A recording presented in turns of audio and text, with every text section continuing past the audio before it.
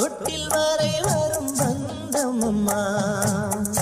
அந்த கருங்களில் நீ அழைக்க முத்துச்சரமென நீ சிரிக்க மாறாது இது மாறாது. தீராது சுவை தீராது. ஆயிரம் காலமே கட்டி வச்சுக்கோ எந்த அன்பு மனச, தொட்டு வச்சுக்கோ உந்தன் சொந்த மனச.